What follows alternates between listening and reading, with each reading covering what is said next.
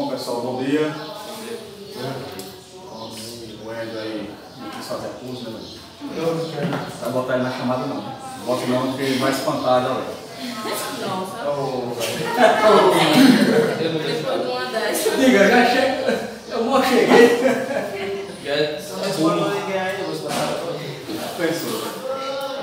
Pessoal, nossa matéria ela está um pouquinho aí atrasada em relação à outra turma, lá eu já terminei o conteúdo. Temos aí somente essas duas aulas de hoje para a gente fechar aquele conteúdo, começando sobre gases, né? Então hoje vamos começar relembrando aí os conceitos básicos. Pela definição que nós tivemos na última aula sobre gases, nós vimos que a gente pode enxergar o gás em três vertentes diferentes. Gás ideal, gás real e gás perfeito. O gás ideal é uma ideia, é uma generalização que os cientistas fizeram para todo e qualquer tipo de gás que existe no nosso universo, digamos assim.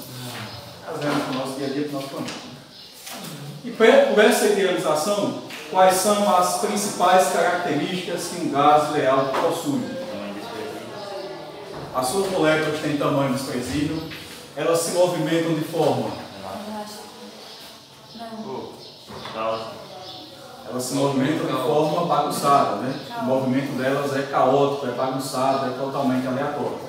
E elas colidem entre si, através de uma colisão, agora sim uma colisão elástica. E o que é que significa para a gente uma colisão elástica? Vai se conservar duas coisinhas, né? O que é que se conserva numa colisão elástica? Energia cinética e quantidade de movimento ou momento linear. Isso significa uma colisão elástica. Então, resumindo, partículas com tamanho desprezível que se movimentam aleatoriamente e interagem apenas de forma física através de colisões perfeitamente elásticas, onde se conserva a energia cinética e se conserva a quantidade de movimento. Só que quando a gente vem para a vida real, quando a gente vem para um mundo real, né, digamos assim, a gente percebe que nem sempre os gases vão se comportar dessa forma. Eles podem interagir, por exemplo, quimicamente. E aí nós temos que na prática, na realidade, nem sempre essas características serão totalmente observadas. Na prática, a gente tem interações não apenas físicas, mas temos interações químicas, temos interações biológicas. O que é legal para a gente? O que é legal para a gente poder ir para um laboratório e colocar os gases em condições ideais. Ou seja, a gente pegar gases reais, oxigênio, nitrogênio, gás carbônico, quaisquer que sejam os gases, e colocá-los em condições ideais. Quando a gente consegue fazer isso, pegar um gás real e colocar em condições ideais, nós dizemos que esse gás agora tem um comportamento perfeito. O gás agora ele é perfeito. Ele é real, ele existe, e ele tem comportamento ideal. Partículas com tamanho desprezível, movimento aleatório, colisões elásticas. Ele tem esse comportamento agora. Quando é que a gente consegue transformar um gás real em um gás com características ideais? Quais são as duas condições? Podemos fazer isso com altas temperaturas e baixas pressões. A alta temperatura e baixa pressão, qualquer gás vai ter comportamento de gás ideal. E aí a gente vai dizer que ele é um gás perfeito. Tranquilo até aí? O que mais a gente discutiu? Nós discutimos as duas características do gás, né? Essas duas condições são em simultâneo ou individual? Simultâneo. Alta temperatura e baixa pressão. É interessante que se fosse o contrário, nós teríamos aí uma situação já conhecida nossa, né? Se tu tiver uma baixa temperatura e uma alta pressão, o que acontece com as moléculas do gás? Elas tendem a o quê? A se juntar, a se comprimir. Lembra do conceito de temperatura? Temperatura é a agitação de partículas, moléculas. Quanto mais agitadas estiverem as partículas, maior é a sua temperatura. E quanto maior for a temperatura, maior a sua dilatação, maior o seu volume. Se você reduz a temperatura, naturalmente ela já tende a reduzir de volume. E se você ainda vai lá e aumenta a pressão, comprime aquela massa gasosa, o volume vai diminuir mais ainda. Dependendo aí da situação, lembre que o gás por si só ele não muda de estado físico, sólido, líquido, gasoso, ele não volta para o estado líquido, por exemplo, mas dependendo, sei lá, da interação química que possa acontecer ali naquela mistura, você pode ter um aditivo químicozinho ali, você pode trazer o gás do estado gasoso para o estado líquido ou pode ocorrer já a passagem direta para o estado sólido. Passagem do gás para o estado líquido seria uma com densação e do estado gasoso para o estado sólido, lembra? Sublimação ou ressublimação, dependendo do líquido que você adota. Então, se tivesse uma condição dessa, numa baixíssima temperatura e alta pressão, se tiver alguma interaçãozinha química, pode trazer o gás aí de volta para esses estados. E aí, se ele voltar para o estado líquido, não vai ser mais gás. Muito menos vai ser um gás perfeito. Se vier para o estado sólido, aí é que a casa cai. Aí piora ainda mais a situação. Por isso que a gente tem que ter uma alta temperatura, para naturalmente os gases se expandirem. E aí, o tamanho das suas moléculas em relação à distância a cada molécula se torna desprezível. É a primeira condição que a gente atinge. Segundo, se o gás está a uma alta temperatura, as moléculas vão se agitar muito mais rapidamente. Logo, dessa energia cinética que ela acaba ganhando, fica muito mais difícil dela acabar perdendo essa energia cinética no possível colisão. Elas atingem e vão manter a energia cinética que é muito forte. Vai dar tempo elas baterem e ficarem lá grudadinhas, namorando, dá para fazer isso. Elas batem e já se afastam. E a última característica qual é? O movimento caótico. Né? Quanto maior a temperatura, mais bagunçado, mais rápido se torna esse movimento aí. Por isso que eu preciso de alta temperatura. E baixa pressão, por quê? Porque se eu tiver baixa pressão, aí eles têm mais liberdade para se espalhar. Entendeu?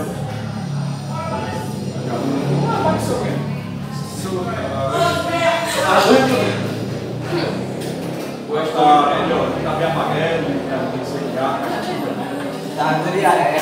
Tá com diarreia?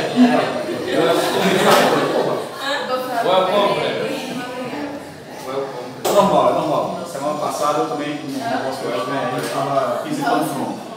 Visitei o João bastante. Desenterrou. Deixa pra lá.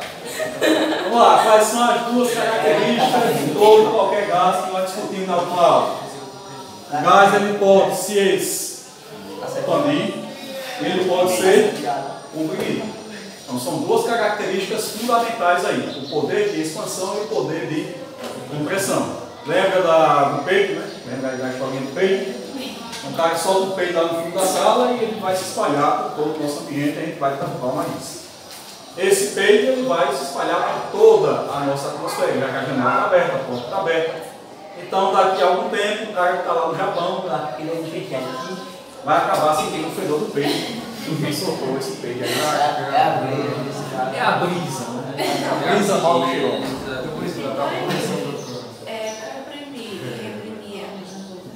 Comprimir e reprimir, aí já são palavrinhas que nem sempre funcionam. Por exemplo, os acontecimentos que tiveram em São Paulo, com aqueles gases da queima na Amazônia, é uma expansão do gás também? Sim, você teve ali, além da poluição, tivemos aí as queimadas, você teve uma expansão aí daqueles gases, principalmente dióxido de carbono, gás de carbono, e aí esses gases ficam por toda a atmosfera. Como nós estamos principalmente aí no inverno, né? As temperaturas lá são mais baixas, então isso dificulta a expansão do gás. Lembra? A temperatura baixa, a agitação se torna os gases tóxicos ficaram ali suspensos na atmosfera. No momento da condensação da chuva, você teve ali junto com o vapor de água, você teve o envolvimento dessas partículas que estavam suspensas na atmosfera. Então, quando a água condensou, né, o vapor de água condensou, acabou englobando isso daí. E como ele tem a coloração característica escura, a água acabou ficando escurecida. Então, também um efeito aí físico bem interessante de se notar. Ruim, triste, mas maléfico, né? Mas Isso acontece também quando tem alguma bomba atômica, por exemplo, aí no outro dia chove chuva negra. É parecido. No caso aí, também você teria partículas de espécies baixas que estariam sendo envolvidas por essa condensação. E aí acaba modificando a coloração aí da... É o mesmo processo, mais ou menos. É o mesmo processo. O caso também da chuva ácida, né? Você pode englobar nessa discussão aí também. Você tem aí partículas de enxofre envolvidas aí em espécies de oxigênio na atmosfera. No momento aí da condensação da água, ela acaba, as moléculas de água acabam envolvendo aí, dissolvendo essas partículas de enxofre na sua gotícula, né? E essa gotícula se torna ainda mais ácida. Quando acerta lá, por exemplo, botões, né? Acaba enferrujando com mais rapidez, por aí vai. Muito bom questionamento. Voltando à sua pergunta, né? Desculpe. Comprimir e reprimir, né? Quando a gente fala em compressão, a gente está falando em diminuir o tamanho de alguma coisa. Ou seja, aplicar uma força e diminuir o tamanho lá de algum objeto. Quando você fala em reprimir, aí tem a ver mais com relações sociais, né? Por exemplo, né? As pessoas estão revoltadas com alguma coisa que o governo fez. Aí vão para a rua e vão protestar. O que o governo faz? Não quer que eles protestem ali não. Aí vai lá e aciona os órgãos de segurança, os órgãos de segurança, a polícia, vai lá tentar conter a multidão, conter as pessoas. Aí eles estão lá fazendo o quê? Estão reprimindo a ação de algumas pessoas. Tem muito a ver com a relação social. É parecido, só que ele é empregado para coisas diferentes. Perfeita a sua colocação. Se você for olhar a ação da polícia, vai tentar o quê? Conter a multidão, reunir a multidão e afastar daquele local. Você vê o conceito de compressão. Você vai pegar um objeto que vai estar, sei lá, espalhado, por exemplo, um gás, espalhado no ambiente, você vai reunir as partículas dele, comprimir e guardar no recipiente menor, por exemplo. Então você tem aí efeitos visualmente iguais, mas aplicados em situações diferentes. Perfeita a colocação. Então é isso. Então todo gás ele pode se expandir, todo gás ele pode ser comprimido, né? Dessa compressão, eu citei o exemplo aí dos motores. Eles vão basicamente, dentro do seu ciclo, trabalhar com essa ideia de compressão. Você injeta vapor de combustível, injeta água dentro da câmara de combustão. O pistãozinho vai subir, vai comprimir aquela mistura. Dessa compressão, agora você lança uma faíscazinha através da vela lá dentro do motor. Ela lança essa faísca, altera-se a temperatura de forma instantânea. E como o gás está bem comprimido ali, os vapores estão bem comprimidos, você vai ter uma explosão. E aí dessa explosão você tem aí agora um aumento ali do volume. O pistão ele é móvel, então você vai com a explosão empurrar o pistão para baixo. Desse movimento que é causado pela explosão dos vapores, você tem aí agora o movimento do carro. O pistão transfere isso para o gigabrequim, transfere isso para as rodas e o carro entra em movimento. Então, mais ou menos de forma bem simplificada, né? Você tem uma aplicação aí do efeito da compressão. Tranquilo? Outra coisa que eu já citei também foi, por exemplo, o vazamento de gás. Então, você tem um ambiente todo fechado, tiver um vazamento de gás, o gás ele vai se expandindo ali pelo ambiente, vai ocupar todos os espaços do ambiente. E dependendo da quantidade de moléculas que estejam vazando ali, por quanto tempo elas ficam vazando, você vai ter partículas o suficiente para poder, por exemplo, gerar uma explosão através de, sei lá, uma pequena faísca, uma diferença brusca de temperatura, que pode causar isso aí. Foi aquele negócio que você falou do botijão de gás, eu acho. Sim. E da gasolina dentro de casa, alguma coisa assim. Isso. Onde é que o perigo é maior, né? O vazamento aí da gasolina, né? O vapor de gasolina se espalhando pelo ambiente, ele pode aí dar início à ignição, a começar a pegar fogo lá no talãozinho de gasolina. Por isso, quando você passa por um posto de gasolina, tem lá as plaquinhas que é proibido fumar, é proibido usar celular. Então, e a galera olha para aquilo ali e não dá a mínima importância, né? Lá que às vezes como o frentista ele atende, vai lá, apaga o celular, apaga o cigarro, desliga o celular, né? Quando o frentista não é tão atento assim, pode ser grande isso, né? Mesmo que sendo aberto, pode ser isso. Eu acho que tem muita gente que não se importa mais com as palminhas, porque talvez não saiba o que pode causar. Por causa da falta do conhecimento, às vezes a gente toma atitudes assim. Excelente observação sua. Por isso que vocês estão na escola. Vocês devem dar mais atenção aos estudos. Porque quando a gente tem o conhecimento básico das coisas, a gente começa a adotar medidas básicas de segurança. E não só isso, você acaba disseminando esse conhecimento. Você vê alguém fazendo alguma coisa que é perigosa, que pode causar algum mal, você tendo conhecimento daquilo, você vai lá e pode orientar aquela pessoa. Olha, cidadão, aqui realmente fica atento, não pode acender cigarro aqui, porque você tem vapor do combustível aqui no ambiente. E você pode, com esse acendimento de cigarro, iniciar uma igniçãozinha aí invisível, digamos assim, silenciosa, pelos vapores de ar, e vão se propagar até a bomba de combustível. E aí chegando lá você vai ter a ignição maior, aí vai ter uma combustão bem maior. Muito boa a sua colocação.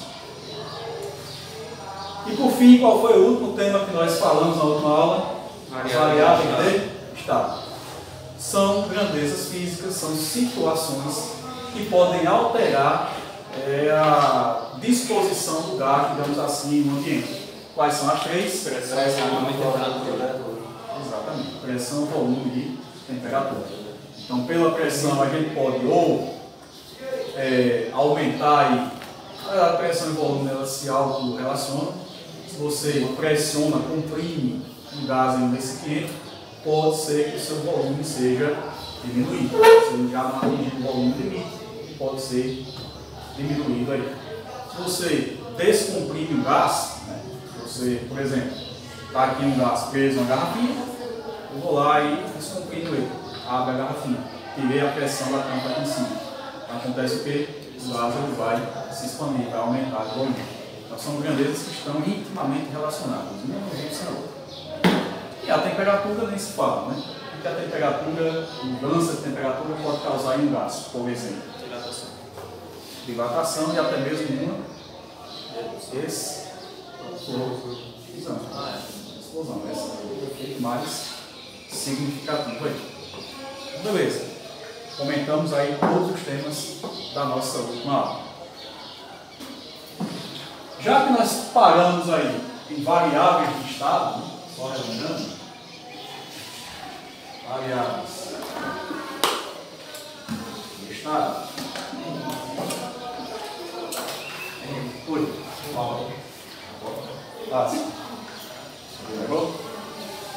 Já que estamos falando em variável de estado, você já deve imaginar qual será o nosso próximo passo.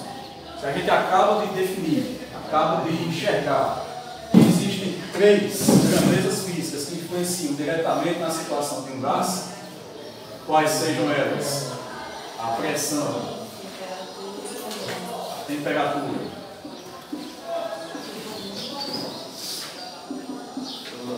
o volume.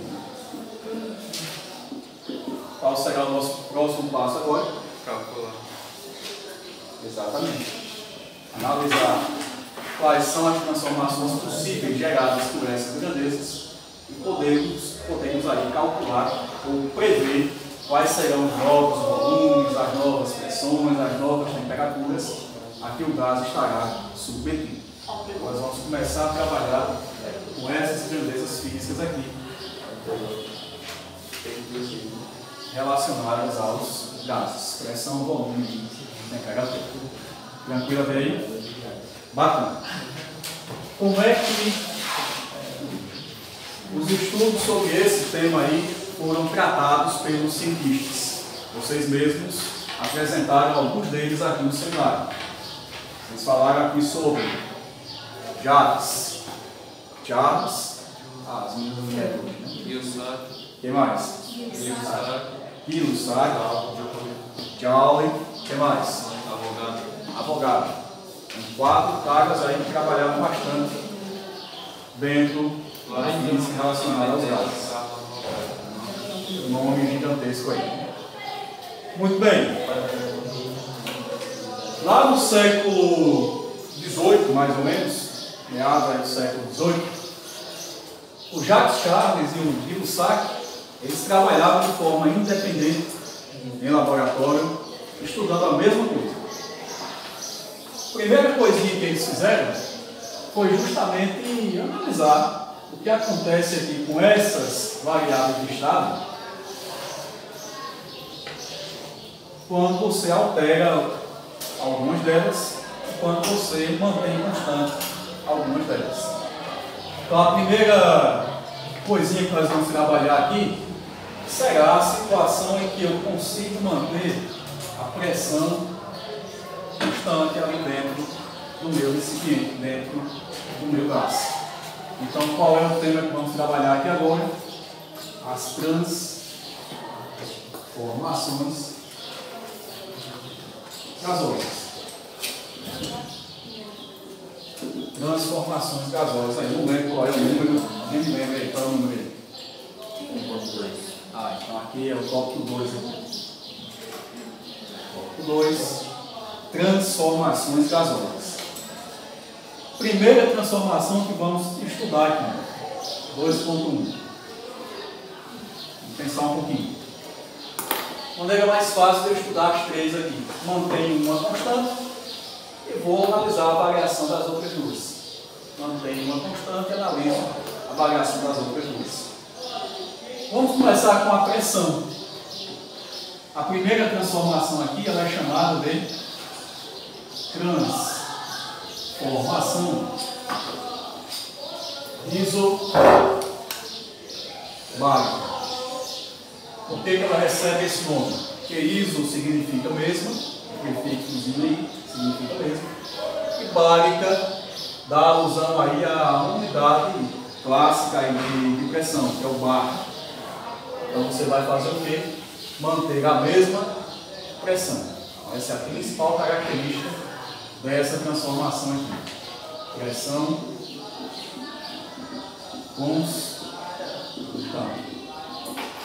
Pressão constante. Essa situação ela pode ser muito bem analisada aqui por nós, de forma bem honesta, de forma bem coerente, se nós nos imaginarmos aqui em um laboratório virtual. Então vamos no laboratório virtual. O que o Charles e o que o Guy Lussac fizeram? Eles pegaram um recipientezinho qualquer, com uma tampinha. Só que essa tampinha não é uma tampinha qualquer. Ela é uma tampinha que pode se mover. Ela consegue pegar direitinho aqui, mas ela consegue se mover aqui, para cima e para baixo. Se a tampinha sobe, acontece o que com o volume do gás? Eu vou colocar aqui dentro. Um gás aqui. Tampinha sobe o volume, tampinha desce o volume. Tudo bem até aí? Beleza. Se a nossa pressão ela é mantida constante, então previamente eu já terei medido essa pressão, já saberei quanto é essa pressão. O que eu posso variar aqui? Eu posso variar o volume e a temperatura. Como é que os dois vão se relacionar aqui? Vamos ver se vocês pegam a ideia. Se eu aquecer esse gás, aqui, um bicozinho de blusa, nós usamos uma velinha, o volume é diretamente proporcional à temperatura. Esse cara tem horas que ele é, digamos assim, à frente do seu tempo. Né? Vamos pensar aqui. Liguei o foguinho, bicozinho de bunsen, estou aquecendo esse material aqui. Quando o gás ele aquece, quando qualquer coisa aquece, as suas partículas se agitam mais ou menos? Agitam mais. Então os gases, aqui as moléculas vão começar a se mover de forma muito mais rápida. Se elas se movem de forma mais rápida, a força com que elas atingem a tampa, ela se torna maior ou menor? Se essa tampa é móvel, ela pode se mover. O que é que vai acontecer com ela nessa situação? temperatura começa a subir. Consequentemente, o volume vai aumentar. Perfeita a observação de vocês. Então, parabéns. O que o Charles e o Guy Lussac fizeram? Eles começaram a medir esse volume e essa temperatura novas. Então, o que é que eles colocaram nesse recipiente? Eles colocaram um termômetro para medir a temperatura e eles colocaram aqui marcaçõezinhas para indicar o que? O volume. Eles fizeram essas medidas aí. E colocaram tudo isso aqui numa tabela. Informações aqui sobre volume, informações sobre temperatura. O que é que eu quero destacar para vocês? Em relação à temperatura, nós estamos aonde mesmo? Em um laboratório. Estamos em um laboratório. Qual é a escala de temperatura usada no laboratório? A escala Kelvin. Então, qual é a escala que sempre vamos usar para gases? Kelvin. Os estudos foram feitos no laboratório. Temos que usar a escala do laboratório. Em relação aqui ao volume. Em relação ao volume, se tu tiver no sistema internacional, qual a unidade de volume que tu vai botar aqui? Metro cúbico. Exatamente. Mas se tu não estiver preocupado com o sistema internacional, pode usar outra unidade? Pode usar o que? Centímetro cúbico, milímetro cúbico, decímetro cúbico. O que mais? Uma mais comum do nosso cotidiano, nosso dia a dia. Litro. Outro. Mililitro. Pode usar quaisquer unidades de volume aí. Vai depender do teu problema, vai depender do teu recipiente, se é muito grande, se é muito pequeno, então talvez seja melhor usar unidades menores. Então tu pode usar, ter aí a liberdade de usar quaisquer unidades. Vamos trabalhar com o litro, que é muito mais fácil para a gente imaginar. Mais fácil. Então antes de eu ligar o foguinho aqui, eu não, é o Charles. Ele foi lá, olhou para o termômetro. O termômetro está marcando 300 kg. Olhou lá para o volume, a marcaçãozinha de volume. Estão vendo aqui? Ó? Ali. O volume está marcando 100 litros. 100 litros. Ligou o foguinho. A gente conhece ali. Os gases começaram a morrer. O tampinho levantou. Passou um certo tempo. E foi lá, olhou a temperatura. Você bem. Vou até pular umas linhas aqui. Vou aqui para baixo. A temperatura foi para 600. O cara olhou para o volume. Tu acha quanto foi o volume que ela apareceu ali? 210. Esse povo é sabido, mano. Você já viu esse assunto? Você não sabia isso para caramba. Não tem coeficiente. Temperatura dobrou. Aconteceu o que com o volume? Os gases não tem coeficiente de dilatação, não. Os gases. Ah, garoto. Eu não vou falar já disso aí. Mas antes disso, né? Eu cochilei, né? Demorei demais para olhar 600 Kelvin, uma temperatura absurda. Né? Ele fez o quê? Tirou o foguinho aqui no instantinho. Tirou o foguinho, ela começou a temperatura cair. Se a temperatura caiu, a agitação diminuiu também.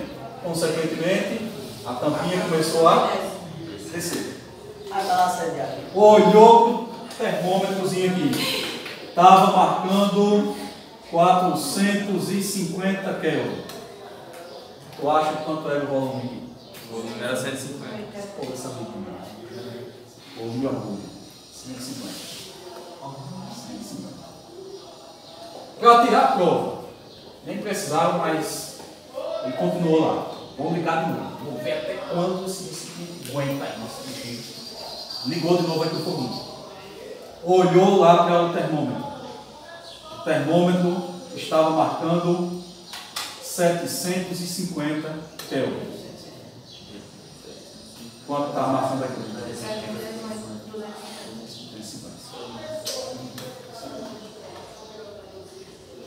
A gente olha para esses dados assim. Dobra. E daí? A gente faz isso porque nós não somos cientistas. O Charles era cientista. Guilo-Sacchi é assim. E no olhar de um cientista, o cara olha para esse resultado da tabela. Oh, descobri. Eureka. Lembra lá do Arquimedes? Eureka. O que o Charles e o Guilo-Sacchi descobriram? Se liga uma parada aqui. Se tu pegar o volume, primeiro caso ali, 100, dividir pela, que é 300. Simplificando aqui, simplifica aqui, simplifica. O que é que tu vai ter? Isso. Vamos para a segunda linha. O cara pega o volume, 150. Divide pela 450. Simplifica aqui, simplifica aqui. O 15 dividido por 3, o 45 dividido por 3. Aqui vai dar quanto? Dá 5. 5 sobre 15. Dividido aqui por 5. Dividido aqui por 5. Vai dar quanto? 1 sobre 3. É igual. O cara pega a terceira linha. Volume é quanto? 200. Divide pela. Quanto vai dar? 1 sobre 3. O cara pega a última linha. 250, que é o volume. Divide pela. Vai dar quanto? 1 sobre 3. No caso, a cada 150, que é o graus Kelvin, aumenta 50 no. Quem não sabe é esperto.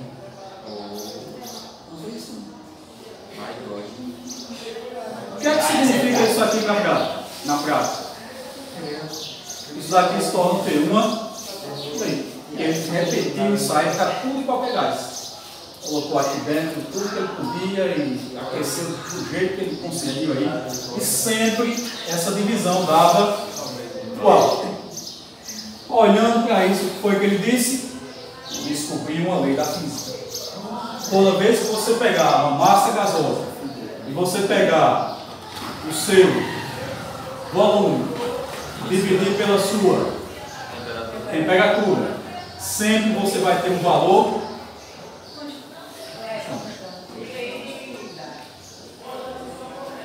Sempre você vai ter um valor.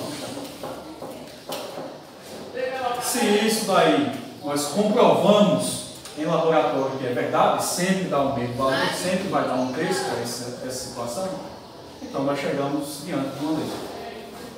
E qual a principal importância de você chegar a essa conclusão? É saber aplicar isso aqui na prática. Como tu vai aplicar isso aqui na prática? É só pensar um pouquinho. Tu não precisa mais de qual será o comportamento de um gás quando você mantém a pressão constante e modifica a temperatura aí. Basta você observar o quê? Que se tu pegar o volume inicial e dividir pela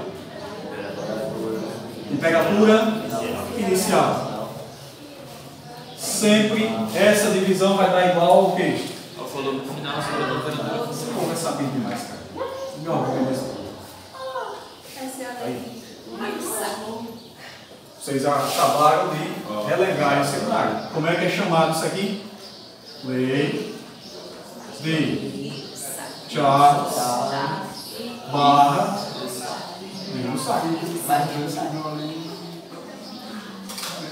Lei de Charles Guilo-Sacchi. Você tem uma transformação do tipo isobárico, pressão constante. Você pode alterar sempre na mesma proporção a temperatura e o volume. Então é isso aí. Tudo na paz? Tudo na paz. Beleza. Só. O vídeo não ficar muito grande, né? Dá uma cortadazinha aqui enquanto vocês copiam. Tá bom.